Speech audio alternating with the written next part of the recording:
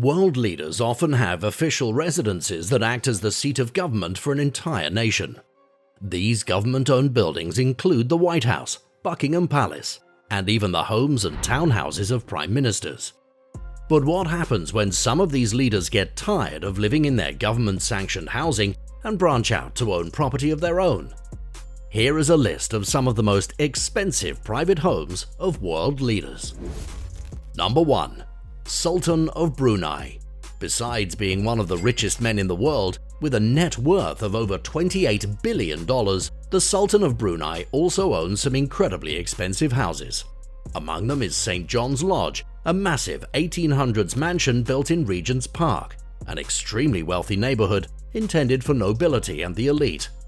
In the original design of the neighborhood, a huge royal castle would have been the crowning jewel, but as it is, much of Regent's Park is still owned by the British monarchy, meaning the Sultan of Brunei bought the house from the late Queen herself. The mansion is complete with incredibly ornate gardens and 2 massive wings to the house, making the place a total complex. It's the second remaining villa in Regent's Park that was built by the original designer John Nash, and the Sultan of Brunei bought it in 1994 for an insane $40 million. Now the home has an estimated value of $145 million. Number 2. Mohammed bin Salman. Mohammed bin Salman is the Crown Prince of Saudi Arabia and one of the richest world leaders in the world. With a net worth totaling over $18 billion, it's no surprise that bin Salman can afford to buy some of the most luxurious homes all over the world. On his recent visit to France, he visited one of his newest purchases, a 7,000 square foot home right outside of Paris called the Chateau Louis XIV. Named after a rich French king, this enormous home is designed to imitate the famous Palace of Versailles and is certainly just as extravagant. The house itself sits on 57 acres of land and overlooks elaborate gardens containing fountains, trimmed hedges, stables, and marble and gold statuary. Inside is just as impressive, as the craftsmanship of the interior is second to none. The doors, railings, and windows are gilded in gold. The floors are completely made of marble, and the ceilings sport massive murals in the traditional Renaissance style. All of the ironwork, painting, and stonemasonry in the chateau was done by highly skilled artisans and is designed to showcase French craftsmanship and detail. But that's not even the most insane part of the Saudi prince's new home. The house also has a circular lounge room encased in a dome aquarium, allowing the fish inside to swim around and above the couches in the room. Inside the huge house is also a massive swimming pool, movie theater, ballroom, and wine cellar. But perhaps the most unbelievable part of this residence is that the chateau actually had its own private nightclub.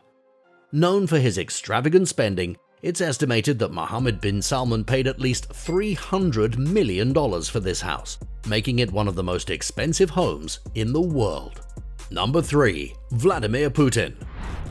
The official word from Russia is that the only house Putin has bought with his own money is a small 77 square meter apartment, but that is far from the truth.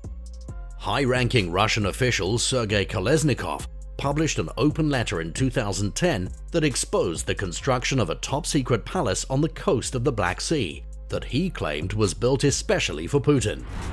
Though not much is known about the interior, builders who worked on the palace have come forward and told tales of incredible opulence, including Japanese gardens, indoor pools, and an insane gym made entirely of marble. It's estimated that the entire palace complex cost over $1 billion to build. But that's not even the most interesting part. The most interesting part is actually where the money came from. Though Putin's net worth has been placed at tens of billions of dollars, despite his claims of only making a $200,000 salary, this palace is actually one of the biggest bribes in all of history. At this point in time, the Russian government functions on a symbiotic relationship between some extremely rich Russian businessmen, otherwise known as oligarchs, and Vladimir Putin. Essentially, Vladimir Putin enacts laws that benefit the oligarchs and doesn't crack down on corruption or taxes, and the billionaire oligarchs protect and fund Putin.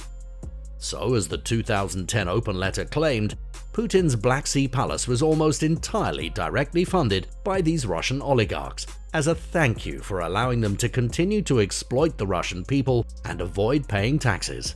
In fact, the oligarchs have even transferred the deed to different owners multiple times in order to hide the fact that the real owner of the palace is Vladimir Putin. Number 4. Donald Trump. Before Donald Trump was president, he was a billionaire. As such, he owns a whole array of luxury homes across the country.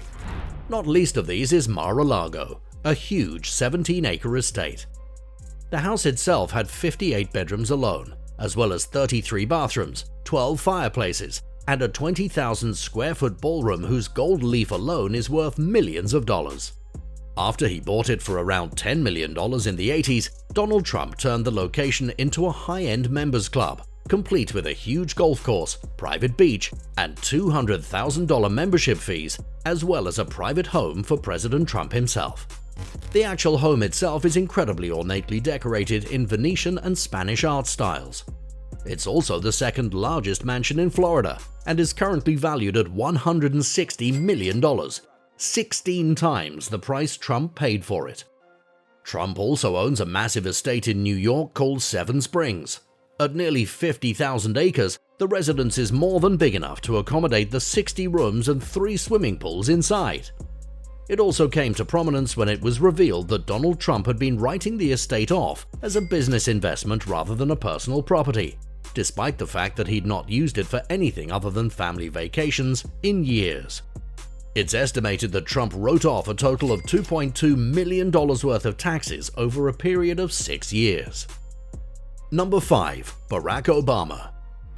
Since leaving office, former President Barack Obama has also purchased a rather expensive estate in Martha's Vineyard for himself and his family.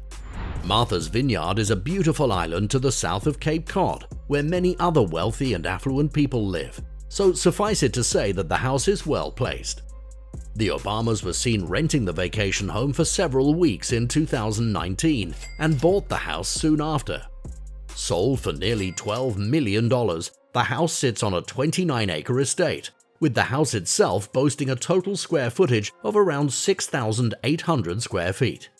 It features 7 bedrooms and 8 bathrooms, as well as a swimming pool, boathouse, and private beach access, and includes such amenities as a big stone fireplace, private sundeck, private chef's kitchen, and large formal dining room.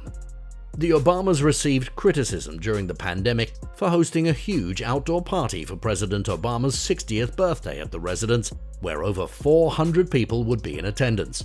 But the party seemingly went off without a hitch and was not widely reported on after the fact. Number 6. Boris Johnson. Boris Johnson has just stepped down as Prime Minister of the UK, but that doesn't mean he's lost his access to luxury housing. While the official residence of the Prime Minister of the UK is a luxurious state townhouse with over 100 rooms, Boris hasn't downgraded much since stepping down from the position of Prime Minister. In fact, he owns a large Oxford farmhouse with a fairy tale cottage feel that is worth nearly $1.4 million today. This estate comes complete with an outdoor swimming pool and tennis court, as well as a huge backyard. The house itself is 2,600 square feet. Boris Johnson actually bought his Oxford house with his first wife in 2003, who he later divorced. During his time as Prime Minister, he rented out the property for an estimated $5,000 a month, and it's possible that he will continue to rent the estate out in the future, despite his transition from Prime Minister to ordinary citizen. The Oxford farmhouse was actually also featured in the media in 2018 during his bid to become the head of the Conservative Party, when reporters camped outside his house for days on end and he brought them tea in lieu of actually answering their questions. He also owns a large expensive townhouse in the central London area. This townhouse is reportedly worth $1.2 million and is home to 3 floors, 4 bedrooms, 2 bathrooms, and 2 reception rooms. However, during his time living at the official Prime Minister's residence, it was said that he mortgaged and rented out both his Oxford and London homes in order to pay for expensive renovations to the Prime Minister's townhouse at number 10 Downing Street. Number 7. Bill Clinton. Bill Clinton actually left the White House in 2001 deeply in debt. The legal fees from his court proceedings regarding his affair with White House intern Monica Lewinsky had racked up into the millions, and neither Bill nor his wife Hillary knew what they were going to do. Thankfully, a loan from fellow politician Terry McAuliffe allowed them to purchase a $1.7 million home in Chappaqua, New York. At just 1.1 acres, the property includes a large swimming pool and a red barn garage, which the Clintons later converted into an office space for Bill Clinton to write his books in, and a few rooms that house their personal Secret Service officers. As the Clintons recovered from debt, they began to make a lot of money from book sales and speaking events, and they began making expensive renovations to the home. In 2016, they began turning the Chappaqua home into a compound by purchasing the next-door property, a 3-bedroom bungalow on 1.5 acres of land. The Clintons also own a nearly $3 million Georgian-style townhouse called Whitehaven. Located on Washington, D.C.'s Embassy Row, this house's primary occupant is Hillary Clinton, who says she fell in love with the place because it feels like something right out of a history book. The house is decorated in warm, inviting colors and features artwork by famous painters, antique rugs, sculptures, and even paintings by famous actor Pierce Brosnan.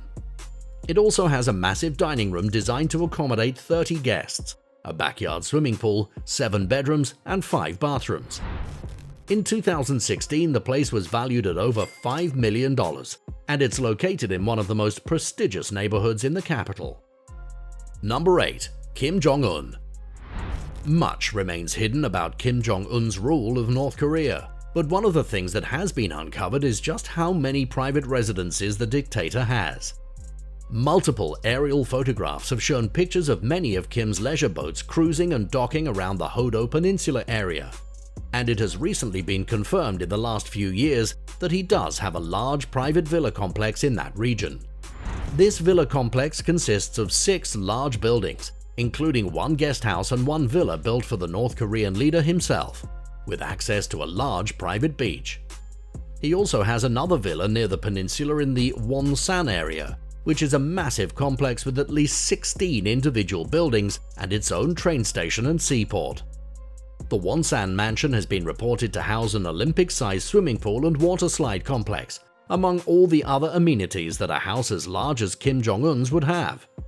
Satellite images show that he not only uses these mansions for himself, but also to host important guests and supporters of the North Korean government. He reportedly invited American basketball star Dennis Rodman there for weeks of jet skiing and wild parties. Though the rest of his country lives in incredible poverty, Kim Jong-un maintains a lavish lifestyle, even approving renovations to his Wonsan complex in the middle of a North Korean food crisis. Despite the continuation of the extreme economic problems facing North Korea, as of April 2022, Kim has also once again resumed construction of a new lakeside mansion, only adding to the opulent spending of North Korea's leader in the face of immense poverty for ordinary citizens. Which of these world leaders' houses would you want to live in? Like and subscribe for more videos like this one. Thanks for watching.